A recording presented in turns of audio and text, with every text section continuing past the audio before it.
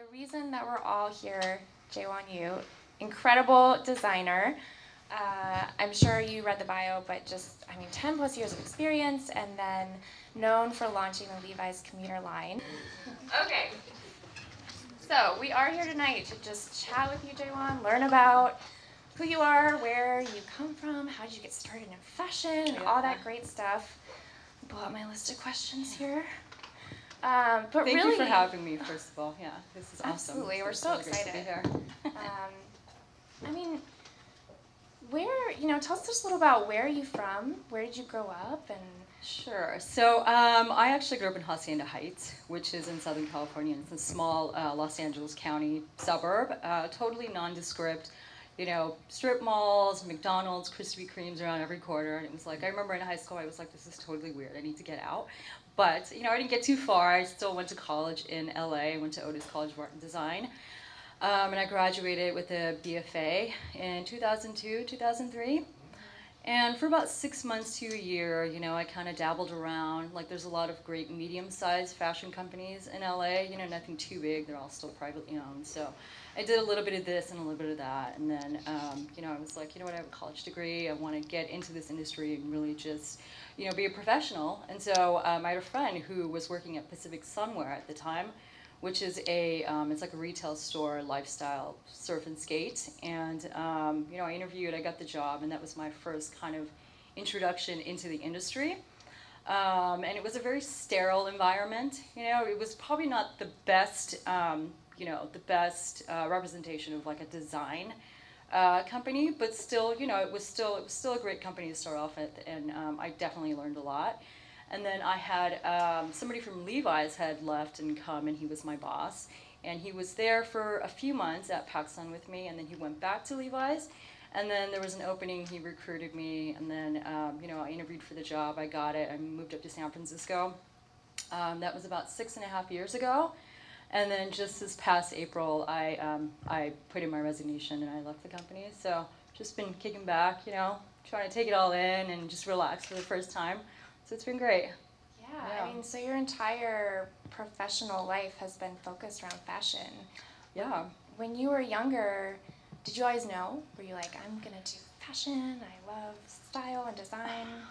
Yeah, when I think back, I was always creative. I loved working with my hands, and, I was always making things or breaking things to make things, back to the way it was. And coming from a Korean American family, it was just, art school, going into design was just unheard of. Like, you wouldn't do that, and I didn't really get the support. And so, out of high school for a couple of years, I was working at a real estate company, receptionist, thinking, oh, am I going to do this? Like, which is crazy when I think about it now. But, after a couple of years, it was just like, I got to do what I want to do, Like, I'm a creative person, and I really want to take a shot at this. You only get one chance. And I don't want to regret anything. And so I literally had to sit down with my parents, and I was like, listen, I'm not getting any younger. I'm like in my 20s now, early 20s. I'm like, I have to do this, And so I'm like, I got to do this. And so, I worked for a full year. I had like 3 jobs. I saved enough money to like put myself through school, also with financial aid.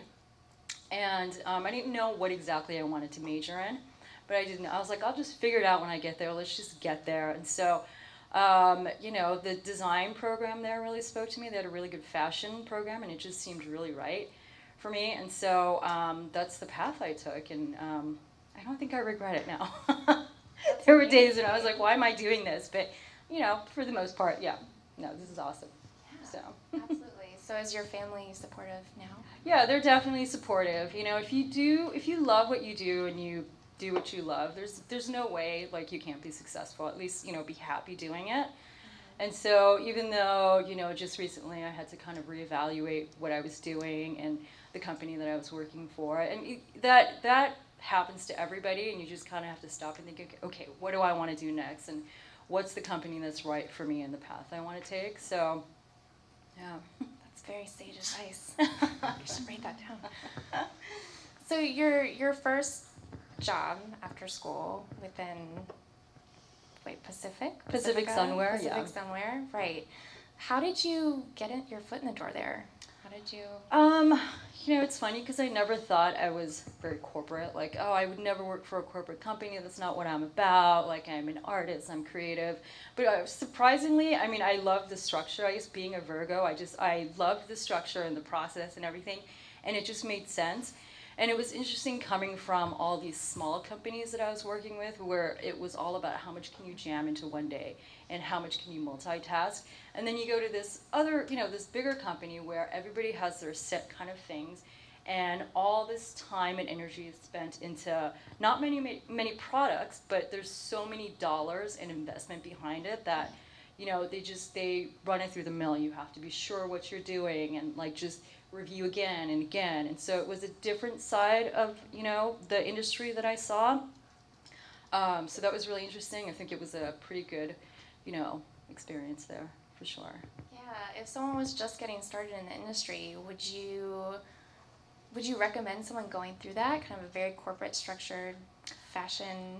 I mean, I didn't know I would like it so much. I mean, now, like, I've been in in corporate companies, Levi's for 6.5, almost most of my career. But I do value just the smaller companies that I worked with. In the beginning, I worked with Vince when they first started. Now, Vince is like all over the place. They have their own stores, they're in Bloomingdale's and everything, and they have a men's line. And it was interesting because when they started, it was just about 6 months, and they were brand new. And they were all people that came from other companies, bigger companies, and they had this like strict 2-year plan, and they just went according to the books, and it was just this plan, and very experienced. And like you look at the brand now, and they've come so far, and they've actually met all their goals by setting these milestone kind of goals, right? And then another company that I worked with, Anya Flint, where she'd been in the industry for about 10 or 20 years or something ridiculous, but she was just playing catch up every season. She had failed to kind of establish this core foundation of her line, and so she was just putting out collection after collection, not being able to breathe. So it was an interesting contrast of how people set up their companies and stuff. So I think it was good to start off that way and just kind of feel my way around and just get the kind of the overall experience of it all. Yeah, it's interesting working with a smaller brand. You start to see these patterns and then comparing that to a corporate brand, and you actually end up learning a lot about business, it seems, Yeah. and what works and what doesn't work. Yeah, definitely. Very interesting. So, I don't know if a lot of people know this, and I actually just found this out when we were chatting the other day, but you not only led the design of the Levi's commuter line, but it was your baby. You pitched it and you fought for it and you made it happen internally. Yeah, I mean, commuters. So that was, I don't know, I think it was a perfect moment in time when that happened. I had just started. The city was new to me. I was really like heavily relying on my car, which I hated. In Southern California, I was just so burnt out. And I came to San Francisco, and it was just this culture shock for me, and it was just like everybody's on their bikes, and it was just amazing, just this lifestyle. And so that just kind of was in the back of my head, and it just seemed like when the opportunity came up to, present a new line or do something for the company, that was something that I just started to kind of, mention and kind of play around with a little bit. And also, I think the timing of new leadership in place, who was, he was put in place to kind of turn things around, and he was really open to the idea as well. And so there was a lot of different factors at work there that made it happen. And, it wasn't easy. It really wasn't, because there was a lot of people who were like, what, we don't do things like that. Levi's, we do 501, we're authentic, we don't do performance jeans, we don't blah, blah, blah, right? And so it was really hard to kind of picture what this could look like and what it could be, and it was a long journey. We had to start over a couple times, and it was until finally we were just like, what, we don't have any experience in this, we don't have any credibility. There's still like Rafa, there was Rafa, Outliers, Swerve, all these companies, and it wasn't still, it was out there, but it wasn't quite like big lifestyle, you know, like a statement like it is today, you know, like we decided we're going to do a focus group and really meet these people, and let's be humble and just be like, we don't know anything about this, but we want to do it because people are wearing our jeans anyway, and let's just, if there's anything we can offer, let's try to do it. And so we went to Denver, and we met with a bunch of different people, I'd say about 20 to 30 different guys, and just talked with them and put together a whole program over the, a few days. And the reason we picked Denver was because that was the first city in America that was implementing the bike share. And so that had just launched when we got there. And so now it's all over the place. You expect it, it wasn't even, San Francisco didn't have it, it was Denver that had started it. And so it was really interesting to just go and talk to them. It was guys of all walks of life. And, we showed them product, we had them tell us what they wanted and what they didn't. And it quickly became apparent that people don't really know what they want. They'll say a lot of things, and then you show them that. 10 minutes later, they'll be like, I don't like that, And so it quickly becomes apparent as a designer. You have to be the one to be like, okay, there's certain things I'll do for the integrity of the brand, right? Certain decisions I'll make. And what happens is focus groups and meeting with consumers, it's really just about getting the emotional aspect of it and what they're all about. And they're never going to be able to tell you what the stuff looks like. And so we had to make a lot of those decisions ourselves. And so, it was pretty cut and dry. The guys would have a lot of different, some of the same feedback would come up, time and time again, like, oh, I need jeans that are higher in the back, reflectivity is nice, blah, blah, blah, And so we started to have to craft together the story of like these non-negotiables. So if you look at commuter, there's 4 non-negotiables you'll always see. The basic, look of the jean is the same, but if you, notice the back rise is always about 1 inch higher. It's always stretch, so whatever you see in the line will always be stretch.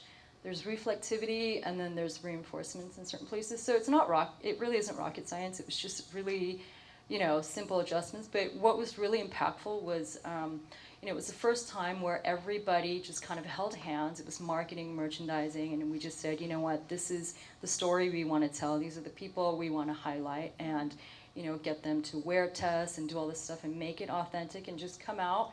And denim is a big factor too. So we're not going to just I didn't want to do just an off-shelf, hey, you know what, we're going to use this soft shell from Scholler, make it into, jeans. It just seemed a little too easy. And so we went through the other, extra step of saying, let's combine all these different industries that haven't worked together, the chemical companies, and let's try to get a denim that's waterproof or, acts like this or that. And so that was pretty, logistically, it was pretty hard, but I know we were trying to get that approved until the very end because the launch date was already settled. But yeah, and it's just been kind of, growing since then. I think I've been working on it for about 5 years or so, and it'd be interesting to see where it goes next, where they take it. So did you test out the pant yourself? I did. Yeah. I did, yeah.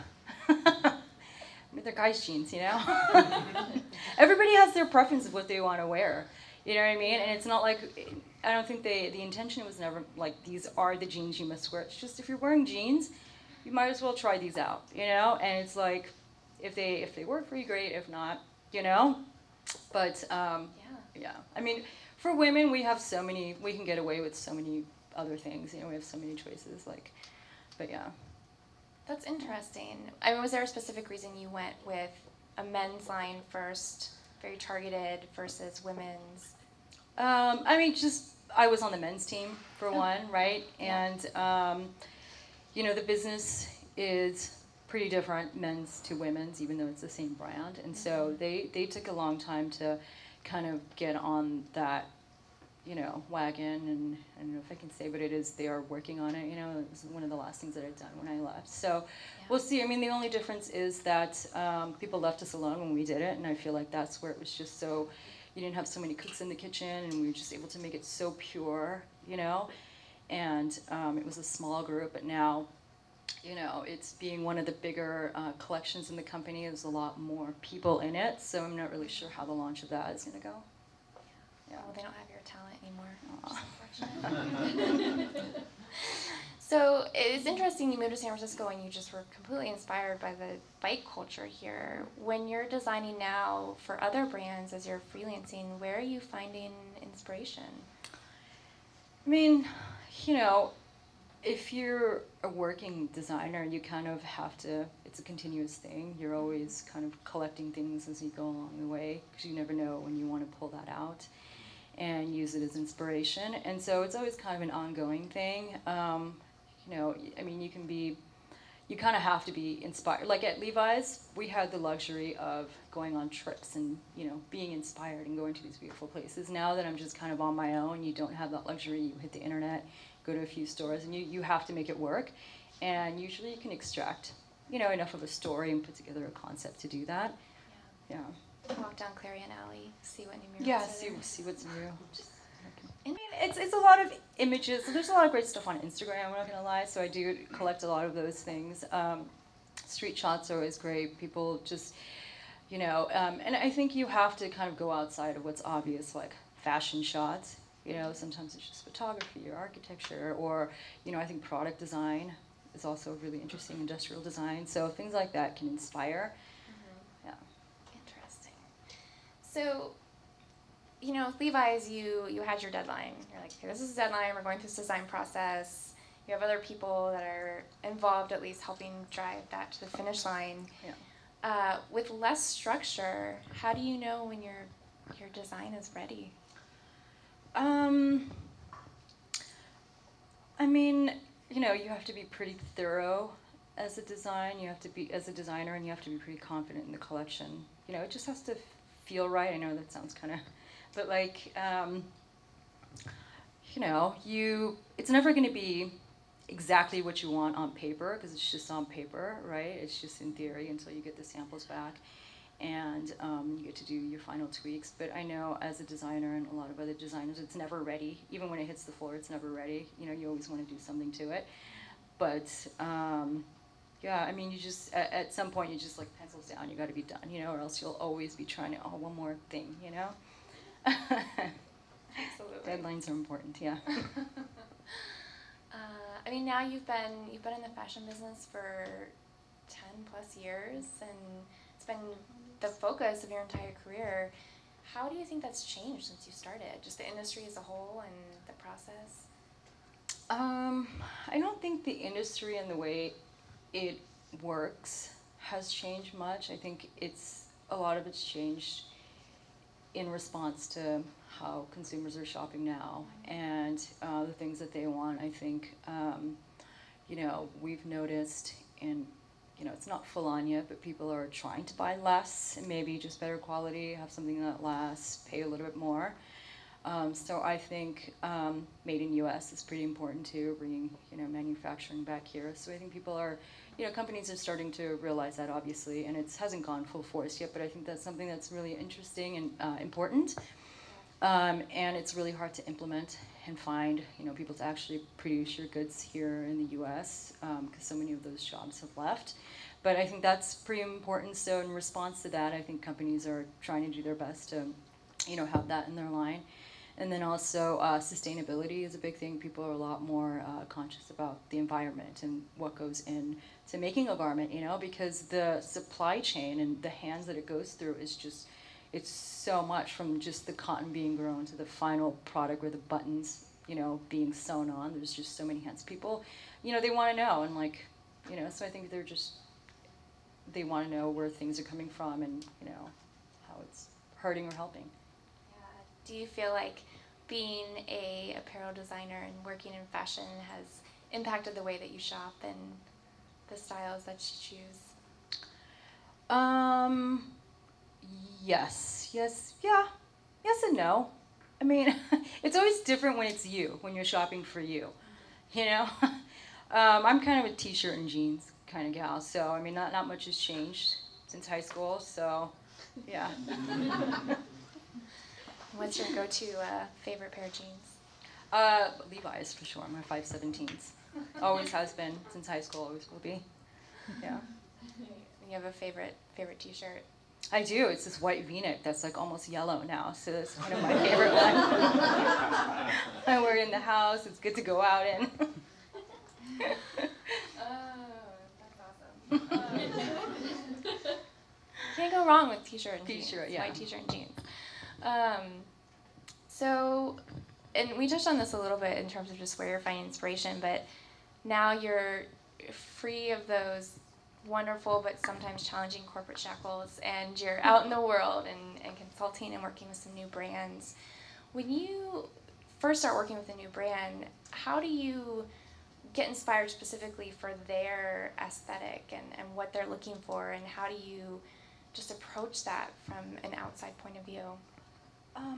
What I've noticed is it's not so much me being inspired, I have to inspire them. So it's like, even if I'm presenting a t-shirt to them, they want to be convinced that this is the right thing, and you have to do this job of, you know, having done your research and being able to tell the story around this t-shirt and why it should be in the line, you know, even though it's just a plain t-shirt. And it's just, they just want to be convinced, and you just have to be able to put together something compelling enough, you know, and be able to explain the reasons why. And of course, reference trends that are going on and runway things, and this is what's happening, but also like your touch of why you decided to do this. So it's a lot of times it's like, I feel like I don't have the luxury of like waiting to be inspired. They have to be inspired and they have to be convinced. So you just have to do your best on that, you know? Interesting. It's almost like you're selling your design even when you're working with someone already. Yeah. Yeah. So, I mean, in terms of fashion trends and just staying on top of what's happening in the design world and new fabrics, and where do you stay up to date with these things? I mean, of course, you know, the runways always dictate, right? Because it trickles down and buyers look at that like, oh, I saw this in this show, and they expect that to be there. So you definitely have to incorporate a little bit of that, and it really depends on, you know, what consumer you're designing for. So in a business kind of sense, you do have to do that. And then there are things where you should always, I think as a designer, especially at a big company, you have to look for opportunity, things that are right. You have to look at what's going on in the world. You know, be able to find opportunity and white space within the company to be like, you know what, this is something that's not out there, or maybe in a small way, but I feel like it's right for us, and this is how we can do it in a way that's brand relevant. Mm-hmm. So I think it's those balance of the two. You know, you have to maintain the business and be able to, you know, build on that from season to season, but also be able to work on bigger picture, big things in the background. It's interesting thinking about that with Levi's in terms of, again, it was very much inspired via San Francisco and this bike culture and community, but it's a global brand. Mm-hmm. Was that a consideration? Did you think about that in terms of launching it globally? Well, when we launched it, we weren't global yet. So there was kind of hubs, design hubs, in little mini Levi companies within different countries across the world. Mm-hmm. And so when it was launched, it was just local. It's U.S. And when we finally did go global, not all the regions had adopted it because, you know, of course, Europe with, you know, Amsterdam, and they were like, oh, they've been biking forever, they don't need this, et cetera, or, you know, it's not right for a consumer. And it's just, it's a lot of opinions, you know, you don't know until you put it to the test or you put it in. So, I mean, it did well, you know, they finally adopted it and it did well, but that was kind of a challenge because we were like, okay, well, we can't redo it and reintroduce it with, you know, the globe in mind, but you know, kind of just, that's where marketing comes in, and they kind of have to make sure it speaks to that region specifically. Sure. Yeah. Yeah. So, if you, just thinking back in your career, before you started, if there was one thing that you wish you could have known about fashion and apparel design, or one thing that you're going to tell someone that was just getting started in their career, what would that be? Probably in a more practical sense, I wish they had emphasized presentations and, you know, speaking in front of larger groups, and, you know, because so much of that is important. Like, I think creative people tend to think, you know what, my work's going to do the talking for me. I don't need to. But it's not true, you know? It's like when you talk to another creative person and you just give them a few images and, you know, say a few things, they get it. But a lot of times you're not speaking to people like that. Mm-hmm. And they're trying to, you know, they want to be convinced. Or, you know, they're trying to decide, am I going to back this idea or that idea? And you have to be able to, you know, put together a pretty good presentation and be convincing. And I've seen so many times designers who, it's just they put together amazing things, and it just falls through, and nobody really pays attention because their presentation is crap, you know? So I think that's pretty important. It's a good skill set to have. And then also, you should learn Excel. I think designers hate Excel. I know, but every job you start, they're like, first day, they're like, okay, so do you know Excel? You're like, oh, okay, I better learn it. Well, how did you learn to present your designs then? Just, what, yeah. You just, you know, you just get used to it after a while. It was really, really hard, and it still is. And there's so much more room for improvement, and you just get used to it. You know, you have to practice. Oh my gosh, you have to practice, and you have to know your audience. You know, you have to be able to, you know, at any moment switch it up a little bit for the merchant or for your design director or whoever it is. And you just get used to it after a while, I guess. Yeah. Yeah. After a long time. Did you feel ready to, like when you said bye to Levi's, were you ready to start doing your own thing? Did you know that you were going to be able to go find work, or was it terrifying? You know, the company went through a lot of changes since I've been there. There's been a lot of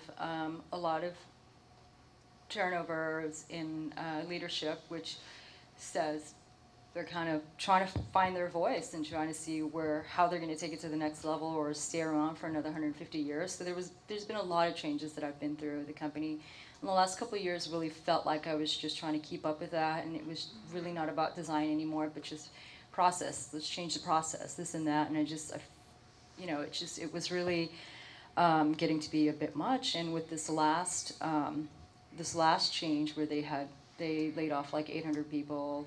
And it was just that day, it was just, for me, you know, I'd been thinking about it, and I didn't know I was going to do it, but I put in my notice that day. I was like, I can't do it anymore. I feel like, you know, it was just, I love the brand. I love the brand, you know, and a lot of people who used to work there, they all love the brand. It's just, I just needed a break, you know, and, yeah, and I just did it. It was crazy. I mean, that's amazing. Yeah, it's brave, absolutely. Yeah, I'm just taking it easy. Yeah, and then you traveled the world. Yeah, I mean, one of the great things, so I took the opportunity to do a little traveling. Went to Africa for a couple of weeks, which was absolutely amazing. And luckily when I was at Levi's, I did a lot of traveling, so that was great. Yeah. And you're working on some secret projects right now. Yeah, I'm working with this really great company. It's a startup company. In Petaluma, and a lot of great seasoned people in the industry, you know, involved in this company. And it's really small right now, and it feels pretty good because it's like corporate minded but really small, so it's like you can actually get things done. And I'm enjoying it, you know. I put in a few hours a day, and it's enough for me right now. That's the dream, I think. Are you working on anything perhaps for yourself as well? Are you interested in doing your own JeWon line? I don't know. You know, I'm thinking about a lot of things. I'm just maybe, you know, I'll take this opportunity to venture into something else. You know, maybe it wasn't just fashion, and that was the end of it. You know, maybe you know, there's some other interests I have. So we'll see. You know, yeah. I'm like in a brain freeze. I'm putting in a few hours a day, and then it's like turn it off. That's awesome. No, it's great. So if there was one famous or even unknown brand that you could design with or for, who would it be? Oh gosh. I mean, there's a lot of brands I love. I mean, honestly, like Levi's was one of my dream jobs, you know, to be able to be part of that company. So, I mean, maybe I'd like to start my own thing if it was that, you know? Yeah, that's a good answer. Your own brand. Yeah. Great. Let me see. Let's check on time here. So, should I open it up for questions? You guys have any questions for JeWon? Yeah. Okay. In the very back. Hello. Hi. This guy. I'm Robert Nixon from San Francisco Fashion Merchants Alliance in San Francisco. Hello. Can you hear me? I can, and I'll repeat your question too. Okay, so, and we're from San Francisco Fashion Week. One of the things we're working on is relaunching the Made in San Francisco brand. So I was wondering, what do you think are some key attributes that should be represented in a Made for San Francisco or designed in San Francisco brand going forward? So key attributes to Made in San Francisco, relaunching a brand moving forward. I mean, what's always interesting about San Francisco is the whole locally made, locally grown, all that stuff. So I think, I mean, there's some great resources and farms and people who actually grow cotton and, you know, have sheep and all that, like right outside of San Francisco. So I think it'd be interesting to just not only just made, but just everything from the ground up. San Francisco, you know, cotton grown in or you know, at least in the Bay Area or in California, and be able to incorporate that. I think could be interesting. Absolutely. Yeah. Hi, is that Owen? Hi, Owen. Being Levi's is a heritage brand from San Francisco, how are the millennials as consumers? Do you have any idea if the millennials are buying Levi's maybe instead of Beta Brand or G-Star or Diesel? What's your take on that? So what are the millennials shopping for? What brands are they looking for? I think, I mean, well, in terms of Levi's, I think one of the biggest things that the brand had done when I had first started was skinny jeans that come out. And they were like, you know, I remember the conversation was, we don't do skinny jeans, like it's not what the brand is all about, but it's one of the best selling things we have now. And so to be able to address that, you know, it's just being current with, you know, the fits. The fits are so important. You know, you have to have a pretty good portfolio of fits to be able to introduce. So I think fit-wise, that is something that it definitely attracts the younger groups. And we did come out with this really skinny jean called the ex-girlfriend jean a few years back. I remember. Oh, I remember that jean.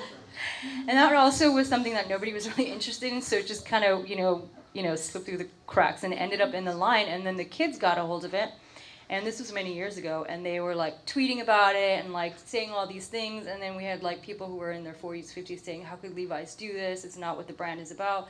And the company didn't really know what to do with it at the time because they were like, we've never gotten press like this before. So,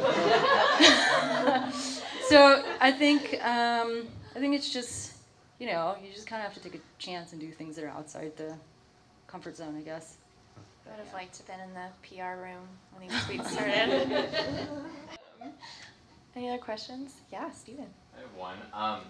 So the jacket you're wearing is like a Levi's icon, right? I mean, that thing has been around forever. And I found a jacket recently at Huckleberry Bikes that's made out of a very technical four-way stretch material. It has really cool details like fold-over elastic cuffs, really interesting seam that runs from one wrist across the back and to the other wrist. It has a fused reverse coil zippers on the hand pockets, a mesh lining. It looks like it zips into it looks like it zips into another outerwear piece, and yet it is, every seam is perfectly placed, and the silhouette and the proportions are exactly what the jacket you're wearing is based off of. And I'm wondering how, as a designer, I don't know if that was a mandate from the PLM. Is this a Levi's? It is a Levi's product. So it's very technical, but it's based on a heritage style that's iconic for Levi's. And I'm wondering if that was something that a PLM wanted to do, like a product line manager wanted you guys to work on, is blow up a icon and start over from scratch again. Or if this was somebody's pet project, because I mean every detail is perfect, down to the zipper with the copper tips on the pull cord. It's phenomenal. I love this thing. I've never even put it on. I can't bring myself to put it on. It's just it's an artifact at this point in the office. And I look at this thing in reverence every day, and it's just, I love it so much. So how did that thing come to be? I can't imagine a risk-averse company that's the size of Levi's giving a green light to something like that without seeing it first. Great question. Question of the night. So Levi's is a very category-based. Anything outside of jeans, we have a hard time with. And, and you try to do all these different kind of icons, not icons to Levi's, but anytime you go outside of that, it's a really hard sell. And so, Commuter was based on icons. It was the 511, it was a trucker jacket. And so, we started to dabble in different things, and we were just like, you know what, let's stick to the icons. And it was always about icons remastered for Commuter.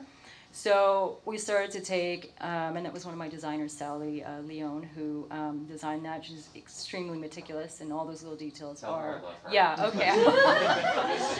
And it's the modular zip in, zip out piece. And so it was basically the challenge was, you know what, let's stay within our icons. We've done such a great job with the jean, keeping it intact, whatever, the blueprint of what that is. Let's try to do that with our icons. And so that's how that came about, because it's that the mid layer, right? Yes. That's like a trucker jacket. Yes. I love that piece too. That's one of my favorite pieces. And so sometimes it works, sometimes it doesn't. I think in this case it did. Yeah. Absolutely. So it's definitely icon driven. I think that's where we win, or they win. Cool. Thanks. Hi, right behind. Sorry, next to Stephen. Okay, me? Yeah. Hi. So I wanted to ask you, first of all, like when it comes to producing clothes in Levi's or jeans in that case, how much do you guys emphasize on the analytics that you get, or do you at all use any analytical tools to understand what to produce next? And the second question is, if there was any kind of a piece as a startup that would be missing in Levi's, what would it be in order to integrate into the umbrella of Levi's? Good question. So the first was, when you're thinking about design, what types of data analytics are you looking at as you approach the design? The second question, what piece is missing from Levi's line, iconic brand?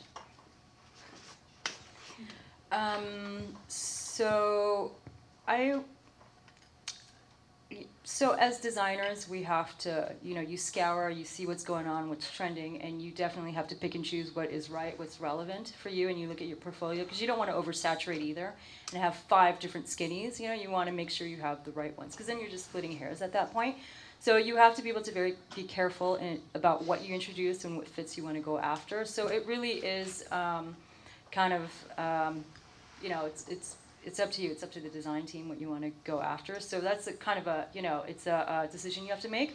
But I think it's like a good maybe 80-20, 70-30 of like carryover things that you have to sustain, and you should have that leeway of about 20-30% to offer newness to see what does work. And at that point, the season after, sometimes I guess it's really merchandising who will decide if they want to put more dollars behind it or not. But we do have to offer newness 20-30%. I would say is a pretty good number. Maybe 40% in some seasons, but to be able to do that. Does that answer your question? Do you guys monitor any data? There's selling. So there's definitely selling. So we have our own selling from our retail stores, which can be very different from the selling from the wholesale doors that we have. It's kind of hard to average the two, I guess. But the merchants. Well, the way it works at Levi's and a lot of companies is, before the beginning of any season, they'll put together financials and they'll say, XYZ we want us to go after, and these are the newness things I need in here, and we have this much room for brand new things. So there's definitely data-driven stuff, but that's up to merchants to decide. I'm going to add just a little piece to that question in terms of looking, what kind of analytics or data perhaps would someone look at in terms of future forecasting? I don't know if there's even a magical tool for that other than just being completely on top of the runways and the trends, but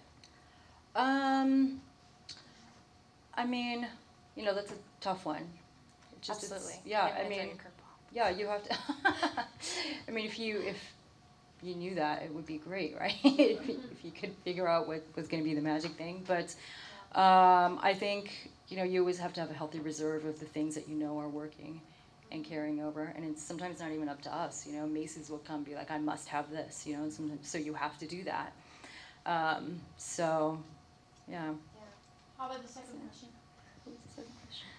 Yeah, what's missing from the Levi's line?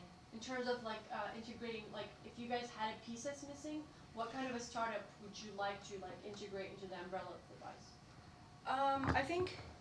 I think they have to set their icons. It's been kind of tough. It's been with the leadership change and the different people, I think the focus has really been on tops. How can you make it resonate like the trucker jacket and the pants, the jeans do? And there's a few icons that they do have, but it definitely does not resonate with consumers. So I would pick one and just be like, this is it, and just tell a really great story around it and history around it, and just go after that. I know it's not as easy, it's not done as easy as I'm saying, because they've tried it, but definitely the whole wardrobe piece is what's missing. We have the trucker jacket, we have the jeans, but now it's that great t-shirt and that long sleeve shirt that they can come to for all head to toe, because it's been tough. Yeah. Did you have a question? Front row. I guess I find it really amazing and really cool that you went to your superiors and you said we need to do this commuter line. And I kind of wanted to know like where you were positioned. Were you like in an innovation area? Were you able to like feel comfortable enough to go in and kind of pursue that line of questioning? Like, this is what I think's missing, and we should do this. Like, so where were you positioned in the company in order to feel comfortable doing that? So where were you positioned inside Levi's when you felt comfortable going to your executives and pitching that Levi's line? I was on the design team, the men's design team, and luckily, it's a pretty open forum within the team. We do have discussions, and everybody gets to kind of talk about different things they want to do, right? And so this was just one of them, and luckily enough people were excited and apprehensive, but enough that we're like, okay, maybe we can start to look into this. So. Do you prefer men's wear versus women's wear? Yeah. I do. Why do you prefer it? I did do women's wear for a little bit, but I find it really hard to separate myself and not design for myself. And the decisions I make are based on me, and I find it really hard not to do that. So I think I'm a lot more creative and more. There's more possibilities when it's not for me. So it's definitely menswear has been the thing. Yeah. Hey. What's up, on? Thanks for coming out tonight. Yeah. I've done a lot of work said. So kind of leading back to the last question, like at what point in the design process do you allow your personal preferences to influence what you're doing? Because I would imagine that at some point you're taking in all this external data, whether it's quantitative or qualitative, and that can be overwhelming, right? Because at some point you're going to be able to find an argument for any position. Right? So at what point do you just sort of eschew that and say, you know what, I'm just going to design for what I think is right and what I think the aesthetic should be? Yeah. I mean, you're doing that from the beginning when you say, I'm going to go after this trend or this thing that I want to design. And I think the most important thing, there's never a right or a wrong, and you're constantly fighting to be like, this is what I want to do, because there's a lot of strong people in the room, right? Merchants, your VPs or whatever. And whatever it is you choose to do, you have to stand by that. You can't waver, like they want to know that this is what we're going to do. And so if you decide with the little details, like the collar's going to be like this or the cuff is going to be like that, based on trend or my personal preference, you better stick by it, So just make a decision and stick with it. Don't change your mind. That gets tough, yeah. Does that answer your question? Anyone else out there have a question before we wrap it up? Yeah, in the back. Hey. Hey. I do have a question actually.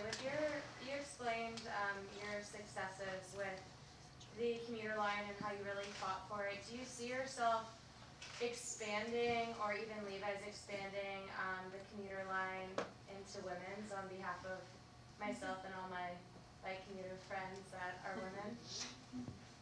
Yeah, I mean, that was one of the last projects I worked on before I left. So I think it's launching, I don't know, maybe end of this year or beginning of next year. Unless something dramatic's happen, but yeah, they are doing it. Yeah, it's coming, ladies. No, JeWon didn't design it, so. They have so many talented people, it's gonna be amazing. Yeah, in the very back.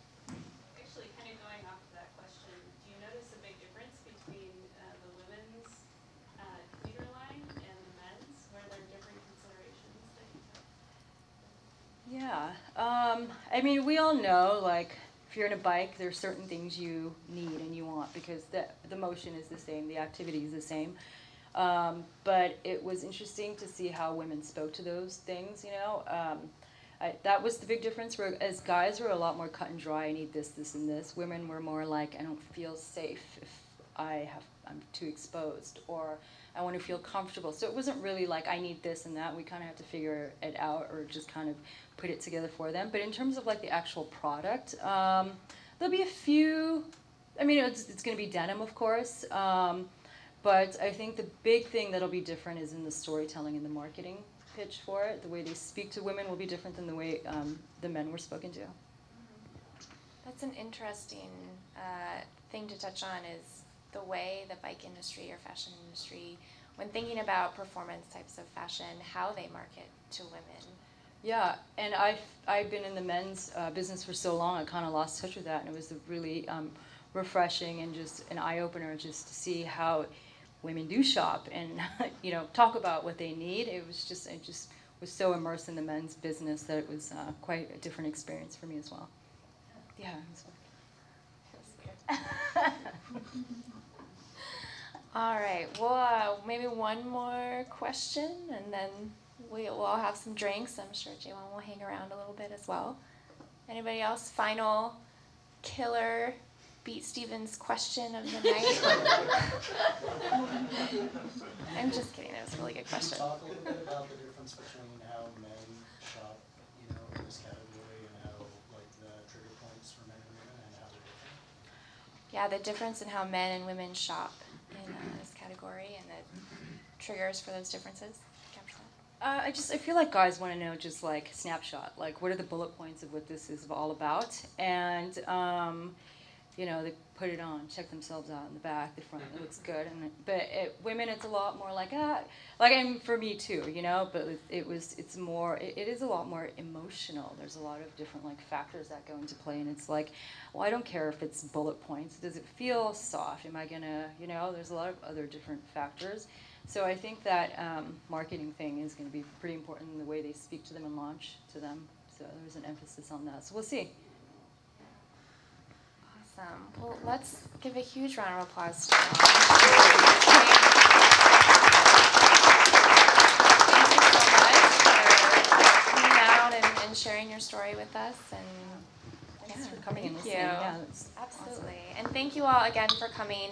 So excited to continue doing these. Actually, our next one will be at Beta Brand in August. Woo-hoo! Featuring Stephen Wheeler, who's sitting up here in the front, who's also an incredible designer. So stay tuned to your emails. I'll send out a note for that. And thank you again. Have some drinks and meet each other. Make a new friend. Thanks.